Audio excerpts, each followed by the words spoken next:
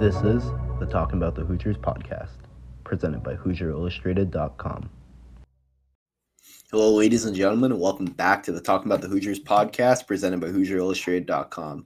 I'm joined by John Alden. I'm Drew Rosenberg. We have a big show today, a lot to talk about. IU basketball, IU football. John, how are you doing today? I'm good. Recorded an episode of In Touch with Indiana Sports earlier. Now we're double dutying it with a little bit of talking about the Hoosiers. So I'm happy to be here. Yeah, thank you for filling in today. I mean, Kyler feeling a little bit under the weather, so stepping up in his absence. Got big shoes to fill. We're all under the weather, right? Yeah. The weather's always above us. Yeah. That was a bad joke. I was going to go to, Tyler might not have big shoes to fill, probably pretty, normal size shoes. I'm a size 9.5. I'm pretty small feet, I think. I have no idea Kyler's shoe size. I'll have to ask him and get back. We'll have that on episode 33 of the Talkin Bout The Hoosiers podcast. That'll be a huge segment, Kyler's foot size. He's going to hear this and be like, what are they talking about? Oh, man.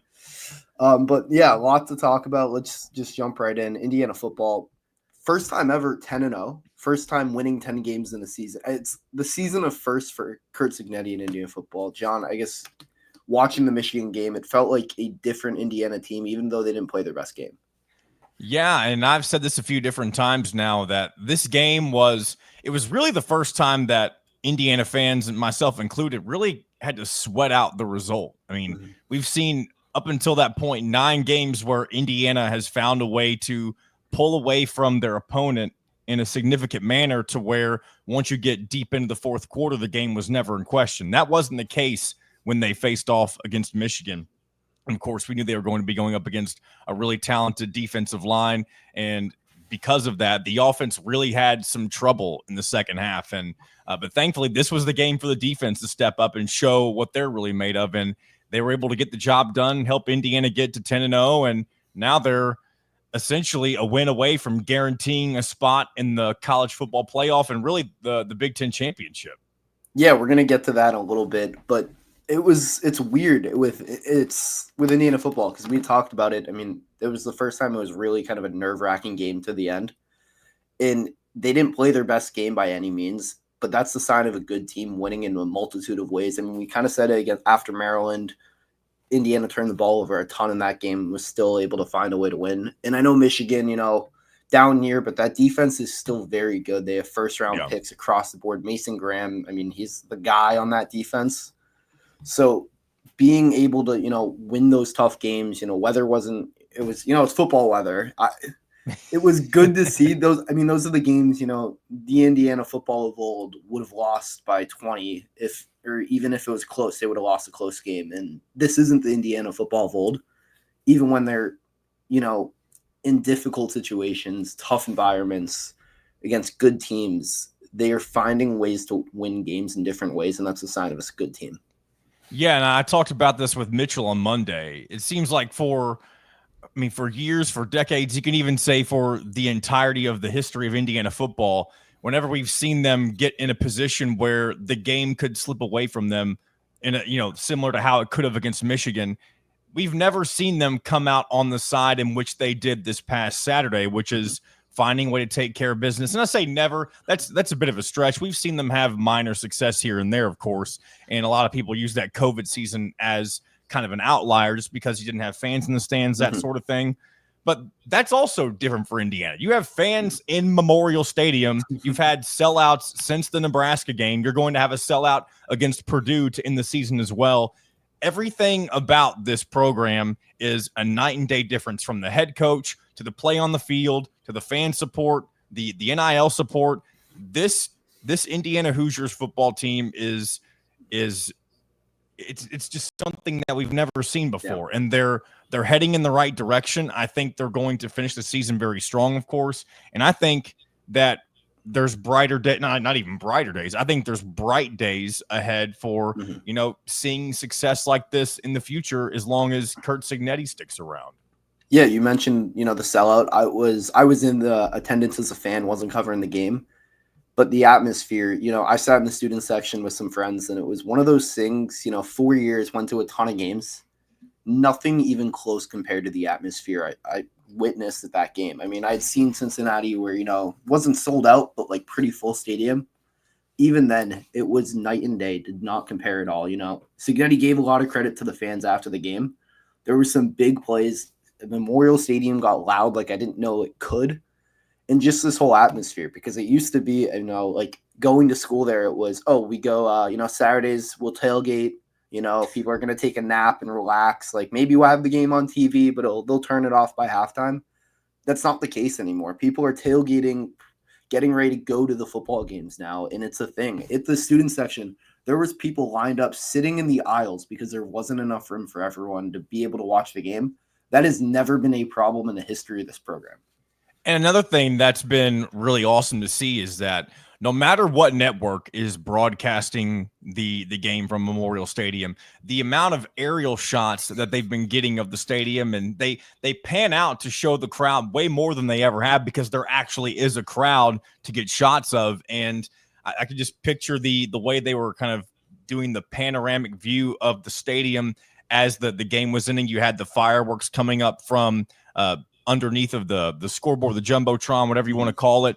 It looked like, and this may not be the best way to phrase it, but it reminded me of a night game SEC environment. And I'm thinking specifically of a couple of years ago when Tennessee took down Alabama for what seemed like it was the monumental upset of the century. And I know that's not exactly what happened with Indiana and Michigan, but it felt like in a way that this Indiana team had arrived to a place that they'd never been to before. And they have. They won 10 games. That's never happened.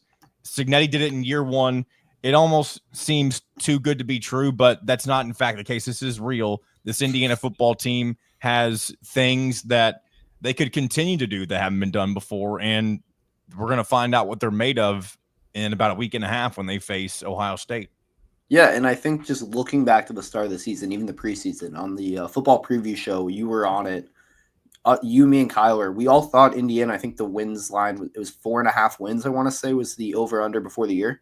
We all confidently thought they were going to hit that over, but I could not have predicted 10 wins or 10-0 start, to say the least. I think I was back and forth. I was like, I could see this team win 8 games, but I could also see them win 5. So it was one of those things, and Signetti has, exceeded expectations that weren't even imaginable. Yeah, I remember Kyler and I were both on the same page at 8-4. I think you may have been 7-5 if I remember correctly. But could you imagine if either of us had said, you know what, like it confidently said this team's going to go 11-1 or 12-0? You would have been nonsensical. I mean, you'd look really smart now based on where we're at. But there's not a single human being that tries to think realistically about Indiana football and would ever predict a 10-plus win season before seeing anything on the field. Mm-hmm. Yeah, it's just one of those things that, I mean, you couldn't imagine. I'm not sure if you're a soccer fan, but the only comparable thing I can really make to it is Leicester City winning the Premier League in 2015, where they were, the biggest Cinderella ever. They were more likely to get relegated, finish in the bottom 3 of that league, and they wound up that's winning. Jamie Vardy, right? He played for Leicester City at the time. Yep. I don't know if he still does, but he still does. And I tell you what, though, I'm not predicting Indiana to win the college football playoff national championship, but they certainly have the ability to do so if they execute the way they have in the majority of their games this season. And I'm really excited to see them go against what is nationally perceived as elite competition. Whether they beat Ohio State or not, I'm just finally excited to see. I mean, even if they're competitive, I think they'll finally get a little more respect just knowing that they're going against competition that many people see as a contender to win the national championship. Yeah, let's talk about the rankings, because they came out, we're recording on Wednesday night, they came out Tuesday night. Indiana football was number 5 in the overall rankings, but seeded as 7 because of the bye weeks, which I'm not even going to get into, but I think the top 5 conference champions should get, guaranteed spots, but I don't think they should get guaranteed a bye. That's my opinion on it. Yeah, it definitely makes things a little weird, especially when you look at the fact that 4 of the top 5 rankings belong to Big Ten teams. And so because of that, they all push each other a step further behind, because you have Oregon, who gets the auto bid for the Big Ten, also being the highest rated conference champion. They'd be number 1. And because Ohio State's number 2, they automatically get relegated to that 5th seed, which is unfortunate given the circumstances. But that's also kind of a blessing in disguise, if you will, if considering if you're not one of the teams with the buys, because when you're the 5 seed, not only do you get to host, you more than likely are hosting against the group of 5 champion. And then if you win that game, you move on to play the weakest of, or weakest perceived of the power conference champions. So there's good and bad that comes with it. For Indiana's case, you got relegated to the 7 seed. And it's a very interesting path they have laid out for Indiana. I'm sure you're going to talk about it here in just a moment, so I don't want to step on your feet. Yeah, I just want to add one more thing to the 5 before I talk about that. It's kind of the Notre Dame seed, as I've seen a lot of people talk about. I know Notre Dame's athletic director played a big role in shaping the playoffs, and knowing Notre Dame can't get a top 4 seed for them, it's like, oh, they go undefeated, they get that 5, but it's like, oh, well, you're getting most likely a non-power 4 champion, and then you get the worst of the power 4 champions as your second game. So you have a pretty, I don't want to say easy, because, if you're in the playoff, no game is easy, but you have maybe the easiest ride to the semifinals other than being the number 1 overall seed. Yeah. So it really does work out in a school like Notre Dame's favor in that situation, but at the same time, they can't ever get to bye unless they join a conference. But right now, Indiana would be facing Alabama, which gets me really excited for a multitude of reasons. But the first and most obvious is that whole coaching staff it feels like it's an Indiana coaching staff. Nick Sheridan, Kalen DeBoer, Kane Womack. And I'm not going to lie.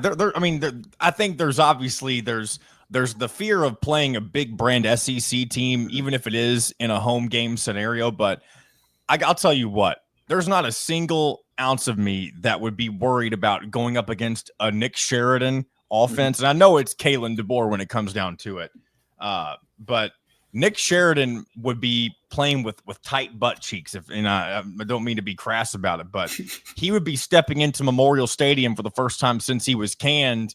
And I'm sure he'll be looking at the atmosphere and thinking, what in the world were we doing? How did we screw this up? What has Curt Cignetti been able to do that we were unable to do? And I know he's in a good situation now at Alabama, so I know he's not thinking about it too much. But those thoughts will creep into his mind once he steps foot back into Memorial Stadium, if that playoff scenario does end up happening. I think it would be a really fun game. I don't think Alabama would run the table in that game by any stretch of the imagination. They could win, but I absolutely think Indiana can compete with this particular Alabama team. Yeah, I think, thinking about it, I think it would be a close spread. I think the game would be within a touchdown of the spread. I mean, I think the Ohio State spread, it came out at, I want to say 10.5. Yeah. I honestly think maybe this is just me being a homer. I don't mean to come off the way, but I think Indiana would be favored I'm dead serious. Maybe barely, but I think it would be maybe like -1.5 in favor of Indiana. Yeah, I don't really disagree. I think it would be, within, I guess, a couple points either way, whether Indiana's, a 2 or 3 point favorite or Bama's a 2 or 3 point favorite. And I could totally see them giving it to Bama just because they're, Indiana's 10-0, but it's the brand. Yeah, it's one of those things. If you give Alabama Indiana's resume right now, 10-0, same wins, same tier, same strength of schedule, strength of record, all of that, they're probably number 1 or number 2 in the country, only behind Oregon, and that's just because Oregon beat Ohio State. Yeah, and there's plenty. You're going to see some of these SEC teams that have 2 losses. You're going to see them take a 3rd loss, and in the Alabama, not that, for example, when they face Auburn, not that Auburn's an amazing team by any stretch of the imagination, but that's a team that, is their biggest rival, and they play them at the end of the year, and we've seen crazy things happen in that Alabama-Auburn rivalry. So don't be surprised if you see some of these teams that are teetering on the edge of this playoff, if you see them take a couple of more bumps, and you see those on the outside looking in, like an SMU, for example. Don't be surprised if you see those teams find their way into the playoff. Yeah, and I think it's, important to talk about this. The SEC, Indiana has to play Ohio State somewhat tight. You can't get blown out in that game, because if you get blown out in that game, and there is how many SEC teams? I believe there's 4, if I'm not mistaken. With Georgia as the first team out, a 2-loss Georgia with their only losses being Bama and Ole Miss versus a Yeah. one-loss OSIU team that hasn't beat a ranked team all year. It's one of And those here's the things thing: that Georgia also got blown out, right, against yeah, Ole Miss. I mean, again, not and again the difference there though is that people perceive Georgia as being yeah, better, but there's been a few instances, like for example, when Georgia faced Kentucky on the road early this hmm season, they nearly lost that yeah. game. It's one of those things you don't want to. If you're Indiana and you're an Indiana fan, you are rooting. You don't want chaos in the SEC like that's been happening. You want a couple teams to separate themselves from the pack, and that just has not happened yet. And that's what's a little nerve wracking because the hope was Georgia would go into Ole Miss, beat Ole Miss, give them their third loss, and end their playoff chances. But now you have Jackson Dart and Ole Miss who could run the table. You have Alabama with 2 losses. There is, I think, 7 SEC teams with 2 or less losses, and a 2-loss SEC team is most likely getting in. Yeah, and here I'm looking at this specifically. This weekend, you've got Tennessee versus Georgia. Of course, that Georgia team on the outside looking in. Tennessee just behind Indiana. I mean, that matchup happening already helps Indiana's case because one of those teams is going to have another loss. I would say best case scenario for Indiana is that Georgia takes its third loss of the season, especially if Tennessee is able to win that game by, Yeah. a sizable margin. Because at that point, I think you don't have any more questions about Georgia because they would have had enough kind of evidence to show like they don't belong in this playoff the way that maybe they would in years past. Yeah, it's really messy right now how the end of the season could shape up. And then you have a look at like A&M right now. A&M could cause some huge problems just looking at their record right now with just 2 losses but only 1 loss in the SEC. They could wind up, I think would be 8-2 or 7-3 or wait, sorry, 8-2 in the conference or 7-2 in the conference. Sorry, it took me a little bit to get 7-2 in the conference with 3 losses on the season and wind up playing in the SEC championship. And if they win that game, then you have a 3-loss SEC champion that's getting in. Yeah, that would be very chaotic. That would be very chaotic. But Texas A&M, they do still have Texas at the end of the season to face, so Yeah. that is going to kind of shape itself out. And again, they'll definitely prove that they belong if they can defeat Texas at the end of the season, unless they take a couple more losses before then. I doubt they do so against New Mexico State, but maybe Auburn will give them some trouble the week after that. But a lot of carnage to go around with the SEC, and a lot of people complaining about it. But here's the thing: when you're seen as, I mean, think about Big Ten basketball a couple of years ago. I feel like everyone talked about how great that, I guess it was 2021 or maybe even before that. I can't remember what year the Big Ten really ran the table when it came to conference superiority in basketball, but they kept beating up on each other, right? And there was this perception that they were so much better than everybody else. And then you got to the NCAA tournament, and I don't think a single team, maybe one team, made it to the second weekend out of however many teams made it from the Big Ten that year. And again, this will all work itself out, and we'll see how good these teams really are when they face off in the college football playoff. But I don't think we should be always. Actually, this will be a great case study because if the SEC doesn't perform well in this 12-team playoff, that kind of hurts their brand a little bit. Now, I'm not saying it's going to hurt them long term, but they won't be given as much of the benefit of the doubt next season if they aren't able to kind of run the table in the 12-team playoff like many of them probably expect them to. Yeah, it's really I got to give, college football, the NCAA, a lot of credit for finally expanding to 12. People have been talking about the 14 wasn't enough, and you get this carnage. You get it where these regular season games still matter. It wasn't you lose 2 games, you're done. Now you can, teams aren't afraid to schedule top teams anymore moving forward because of this, because they know, the resume matters a lot more like college basketball. And you don't really have these conversations, 2, 3, even last year, it was 4 teams. It was not, I don't want to say clear cut, but for the most part, I guess Florida State last year, but it's really fun to kind of see all these hypotheticals. And then you mentioned the SEC. What happens if the SEC goes in and gets blown out and, maybe one team goes far in the playoff? Is next year moving forward, you're like, oh, maybe the SEC shouldn't be, dominating a 2-loss SEC versus a 1-loss Big 12. So all these questions are still yet to be answered. And one other team that could cause carnage is Colorado. Yeah.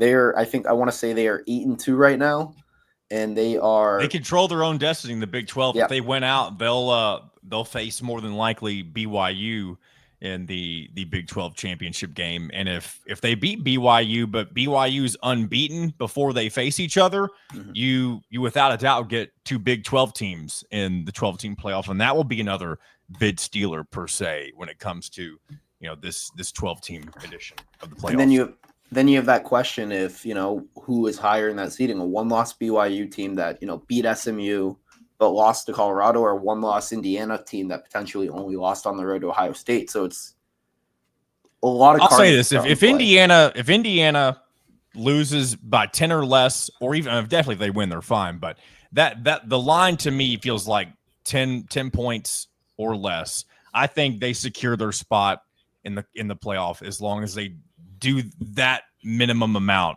of work against the Buckeyes in a week and a half. Okay, let me ask you this question. If they win, they go on the road and win. Okay. Are they higher than Oregon? Because, Oregon barely beat them on the road or at home, but Indiana goes into the shoe and beats them. Does Indiana have the bet? That's a really good question, because I haven't even humored that thought yet, because again, this is all hypothetical, but imagine if Indiana does go in, wins, 35-14, something like that. Again, that sounds like absolute nonsense when we say it out loud. This whole season has been that, so why not? But even, what else? Like, if you would have told us that Nebraska would have lost 56-7, that sounded like nonsense back in the middle of the season. Mm-hmm. So, again, that scenario plays out. Say Indiana wins by that score. They have an argument that they are the best team in the country if you compare them to Oregon, of course. Yeah. I don't think you'll see them jump. I think you'll see them go up to number 2. Mm-hmm. I think you'll see them go up to number 2. Yeah. I don't think maybe the committee would be ballsy and say, you know what, this Indiana team has not shown us any reason to not do this, and they put them at number 1. But I think you see them get put up in number 2 if they beat the Buckeyes. Ultimately, though, for the committee, I think you're right. They would keep him at number 2, but they wouldn't really have a decision on their hands because the Indiana would meet in the Big Ten championship. It'd be a battle for the 1 seed. They would work its way out, and likely the loser, depending close, would probably end up at the 5 or 6. Yeah, but it is really interesting to see how this works out. It's very similar to college basketball talk at the end of February. Who's on the bubble line? Who could make a run, who has the potential to get in, who could be a bid stealer. It's brought a lot more excitement to, I guess, this part of the college football season versus years past where you're like, oh, okay, Bama's undefeated. They're probably going to get in. Who could beat them? Yeah, and it also makes it fun just because there are so many more teams that, if you've taken a couple of losses, you don't feel like your season is over. It felt like there were so many situations in years past where if you took that first loss, your chances were out the window unless you were one of the traditional blue bloods of college football. Now there's going to always be that outside chance that you finally get to, kind of prove yourself once again if you're able to sneak into that playoff after having a bit of a rough regular season. And 10-2 isn't a rough regular season necessarily for every type of program. But if you're in Alabama right now, if you're Alabama in a 14 playoff scenario this year, you're done. You're done right now. Mm-hmm. And that's not the case for them this year. Yeah, it's really hectic, and there's still so much to unfold. But we got to get into some basketball talk, too, because it's been Indiana basketball, started the season last time. Well, I guess you weren't. Me and Kyle were on the podcast ahead of the Indiana Suey game. Suey. It's just fun to say. And then the Eastern Illinois on Sunday. I'll talk a little bit about the Suey game, but for the most part, it was Mackenzie and Baco, just building off of where he ended last year. It's really good to see. It looks like he's improved a lot, just his ability to create for himself off the dribble. And that was, I don't think you were on the podcast, but when Ant talked to us about it, kind of, me and him talked about the biggest thing for Mbako this year was improving the footwork and being able to score for himself. And it seems like he's taken a big step in that department. Yeah, so I wasn't on with you all with Ant, but he came on with me last Wednesday, I believe. We didn't talk about that specifically, but we did talk a number of things when it comes to Indiana basketball. And yeah, Mackenzie Mbako, without a doubt, has been the biggest storyline for the Hoosiers so far this season. And again, they're only 2 regular season games in, plus a couple of exhibitions. And To see him take the leap forward that he has had, it's definitely a great sign for, the big picture of things. If he's somebody who can be kind of your rock for this team, there's a number of guys who could be that rock, whether it be Miles Rice, an Umar Ballo, or of course a Mackenzie Mbako. Either of those three, I think, would be a good thing. Even a Malik Renew. But I think if Mackenzie Mbako continues to blossom into what many expected him to be last year, which was this kind of primed NBA prospect, someone who might be a one and done off to the NBA and that's it, that ended up not being the case for him. Well, he's already getting his sophomore campaign for that off to a really good start. And if Indiana can kind of build around him, maybe the offense runs through him more than they maybe expected, I think that can only be a good thing, because there's so much versatility that comes with Mackenzie Mbako that a lot of other players on this Indiana roster don't necessarily have.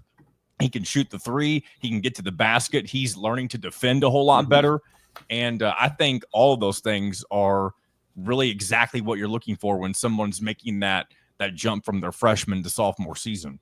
Yeah, Kyler talked about a little bit in his quick hitters story on the Hoosier Illustrated site, but Mbako's motor, it's very noticeable. I don't want to say he's trying harder or wasn't trying last year, but it's very noticeable. He is putting a conceited effort. He's really trying to make an impact on the glass.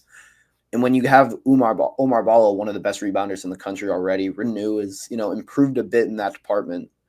Indiana should be a good rebounding team. They struggled in that first game, though, with really Mbako is the only guy who really seemed committed on the glass. It seemed like Indiana kind of said, against Suey, it was like, oh, we're bigger, faster, stronger. We're the big Indiana program. This is some small school. Every rebound's going to come to us. And the results showed they only won by 19. Suey stayed in the game for pretty much most of the game until, about midway into the second half. It's when Indiana pulled away. So it's one of those things they got to be able to – it's like a Kurt Signetti thing. You got to be able to step on their throat and really, put these bad teams away. In Eastern Illinois, I mean, they led at half. They led at the end of the first half. That was a really bad first half. But Indiana responded how they should have started the game, a dominant second half. But the thing is, you can't do that consistently. If they start games like that, you play, a Purdue, an Oregon, a UCLA, Michigan State, you're going to be down 15, 20 points at the half. And in Big Ten basketball, with the game, being a little slower, a lot more physical, 15, 20-point deficit at the half is, I don't want to say it's not impossible, but it's a really tough hill to climb. Yeah, and even against South Carolina this weekend, it's not really a good Gamecock team that they're going to be facing necessarily, considering they already have an early loss to North Florida, but it is still it's Power 4 level football, Power 5 level or basketball, excuse me, Power 5 level basketball, because you include the Big East in that. So it is going to be a step up from Suey and Eastern Illinois. By the way, I'm glad you got me saying Suey. I haven't referenced them as that a single time until now, but I think I might just have to do that from here on out. But even if you play a South Carolina team the way that you did against an Eastern Illinois in the first half, even though you could still probably find a way to dig out of that, it's going to be a lot more difficult when you give a team like South Carolina that level of confidence going into halftime. If that scenario plays out, that's not something you want to do if you're this Indiana basketball team. So one thing I'm looking forward to seeing this Saturday is if they come out swinging, again, like you said, similar to the way Kurt Signetti's football teams have done, and just kind of show that they are the dominant team from start to finish. They don't need to beat South Carolina by 30 or 40 points, but the game doesn't need to be in question really at any point. Yeah, when it's early, there's probably going to be some mistakes, and that's fine. But if Indiana can find a way to put in a pseudo complete performance against an SEC opponent in South Carolina, I think that will be a good step in the right direction as they prepare for tougher opponents in the Bahamas in a couple of weeks. Yeah, and Eastern Illinois, a lot to criticize there, but I do have to say I think it was the Kyler had in his story, it was their biggest margin of victory in 2 years, despite trailing at the half, which just shows how dominant they were in the second half. But you mentioned you got to put these teams away early, and it was a problem last year because the metrics, I don't want to say it's dumb, but the truth is you have to win pretty in college basketball. You can't just win. And you look at last year's team, You barely beat Florida Gulf Coast, struggle against Army, and you struggle against teams you should be beating by 20, 30 points. And the metrics hate you as a result. And then end of the year, when you're trying to make a push, you're playing these Big Ten teams, and it's like, oh, if you can get to 20 wins, usually a 20-win Big Ten team is getting into the tournament. Last year, Indiana had 19 wins, but they never had a chance because of how bad they were on the metrics, because they weren't putting these teams away early. And they'll have a good chance if they can, if you can handle business against South Carolina, which isn't a great South Carolina team. I mean, we saw them lose to North Florida, their opener, but if you can beat them by 20 and then you have a good performance in the Bahamas, it's one of those things you could set yourself up for the Big Ten. You just have to take care of business. Yeah, and there's going to be a couple of opportunities, depending on who they end up playing in the Bahamas. You'll obviously start off with Louisville, which they suffered a kind of, at least to me, it was a very shocking defeat in the way that Tennessee went into Louisville's arena and completely, bum rushed them to the floor. I really thought Louisville was going to upset that Tennessee team, and I was basing that really off of Louisville's style, the way that they kind of shoot the three and kind of, they kind of live and die by it, if we're being honest. And the way that Tennessee, I think they just didn't impress me when Indiana played them. And so I didn't think they'd do well against Louisville based on that.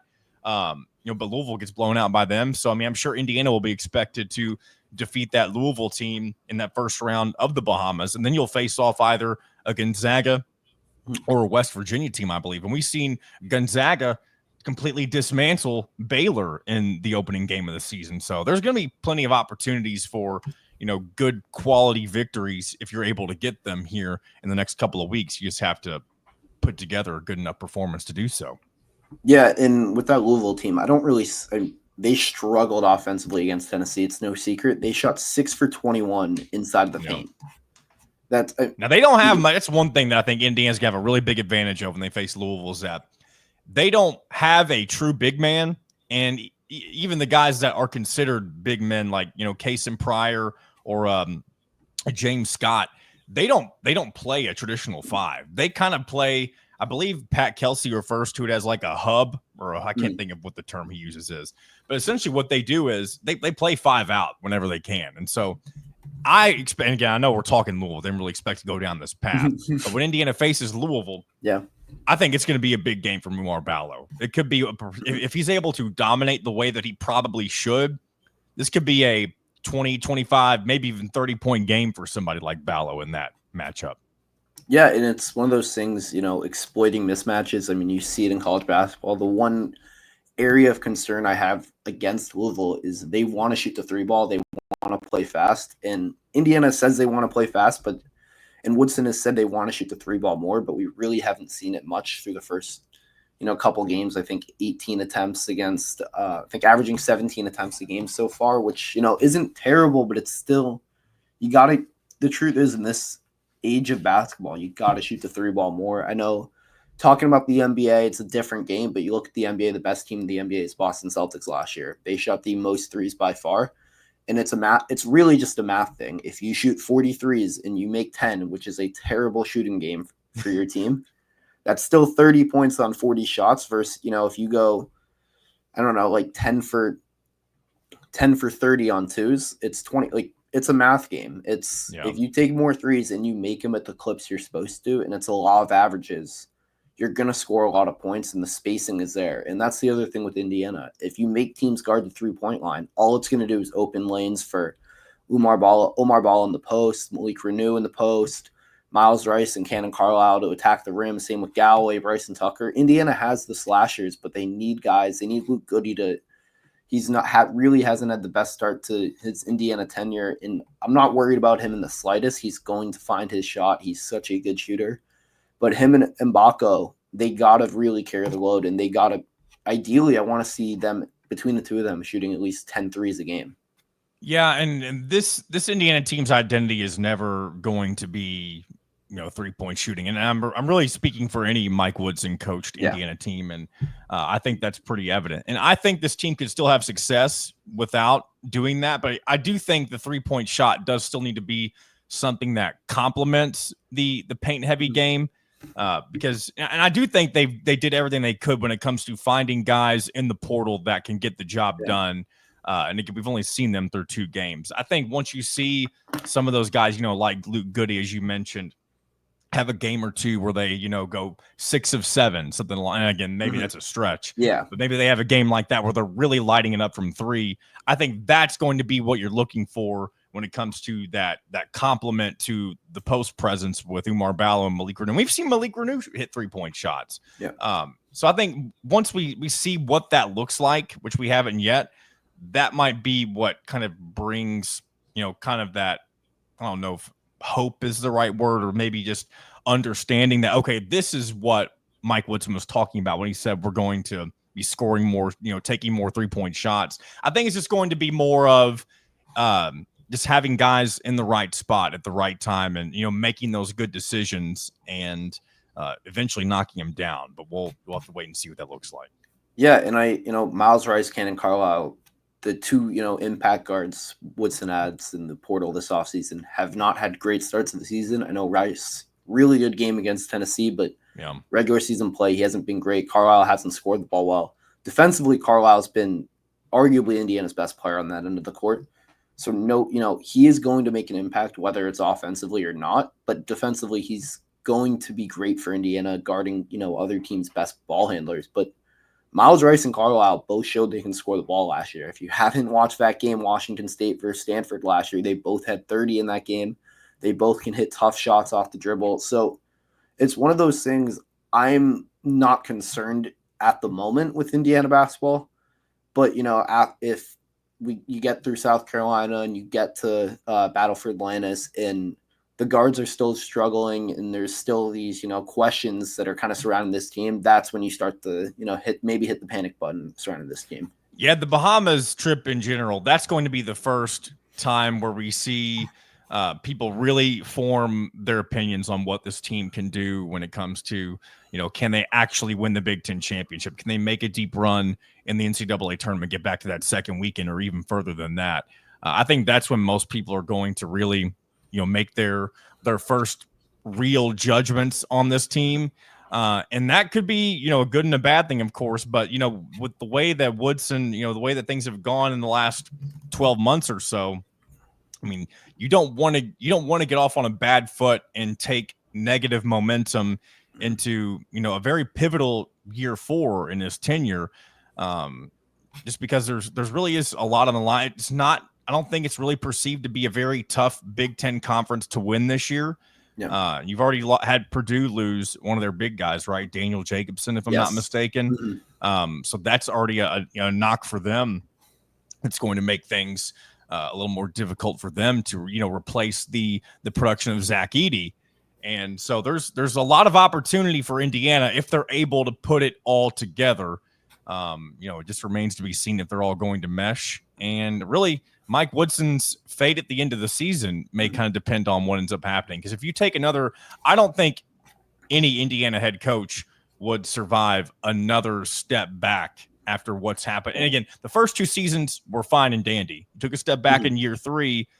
You put together a roster that looks to be good enough to take a big step forward. And if you don't do that in year 4, I think the writing will be on the wall that this could be the end for Mike Woodson, if that's the case. Again, I'm not hoping that ends up being what happens, but just something to keep an eye on, based on, the high expectations for this Indiana basketball program.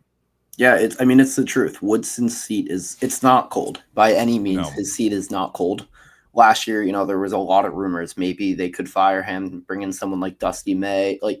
Which, by the way, I'm glad they didn't do that. I think Dusty May is going to be not a bum at Michigan, but I'm very glad that they didn't prematurely pull the trigger on that, because I think he's got a lot of hype off of one fluky Final Four run.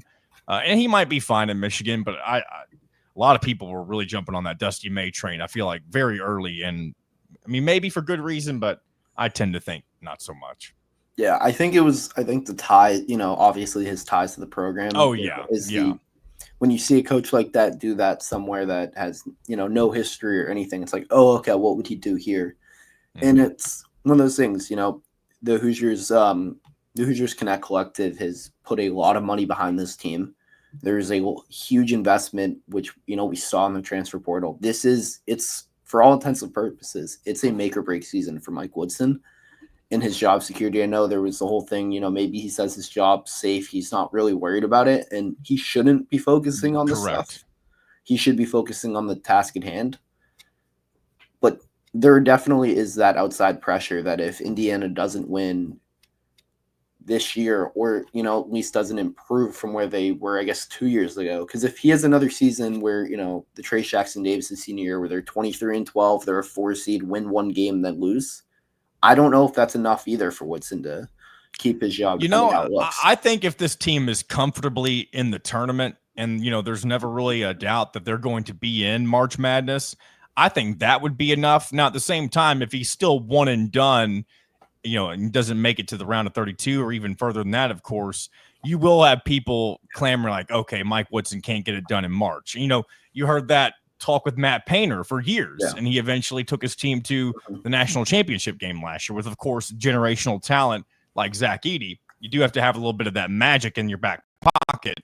But I don't think if he has a good regular season, and it's never in doubt that he'll be in the big dance, I wouldn't be too worried about him losing his job. Especially we think about it like this too, from a financial standpoint. They're going to be paying Curt Cignetti big money this offseason. Yeah, they don't want to have to fork up a bunch of money to buy out Mike Woodson in the same year where they're trying to make sure that their best head coach in the history of this football program, trying to keep him around. You don't want to have to make two big financial investments in the same season. So I think if he gets back to the tournament, that will, again, comfortably, that would more than likely be enough to, keep the administrators from making a move for something like that. Yeah, definitely. But it's one of those things, it's quietly, subtly around in the background of, watching this team play, watching the program. It's like, all right, if there isn't that improvement that needs to be there, it's definitely there. But South Carolina on Saturday will be I don't want to say a huge test because, it doesn't look to be the South Carolina team of last year, but it will be a good test against It'll be a test, and just a matter of like Indiana needs to show that they are better than what they've put on the floor so far. That's the test ahead of them. It's not that South Carolina is a world beater type of team. It's just go out and from start to finish show that you are who you are, and that's Indiana basketball. And maybe that's easier said than done, but that's what you have to do. Yeah, definitely. And we will have all the coverage of that game on Saturday on the HoosierIllustrated.com website. And we'll have a post-game wrap-up on YouTube following the game. John, you have your show Monday, Wednesday, and Fridays, In Touch with Indiana Sports, talking all things Indiana sports, pro sports, anything, really, whatever's going on in the world of sports, I feel like you're talking about. Yeah, it's all over the place. It does, of course, have an IU, kind of anchor, if you will, but we veer off into different places every now and again. Yeah, if you haven't, been watching his show, make sure you tune in Monday, Wednesday, Friday. You had a great show last week with Ant Wright. As always, though, for all things IU athletics, make sure you're following Indiana_FRN on Twitter, Facebook, and make sure you're looking at the HoosierIllustrated.com website, and make sure you're subscribed to Hoosier Illustrated on YouTube. Also, Hoosier Illustrated has partnered with Tom Brady's company Autograph to streamline our coverage so you can do what you do best, follow Indiana sports. Use the code IndianaFR to get started today. As always, thank you for tuning in to the Talkin Bout The Hoosiers podcast. We'll be back next week.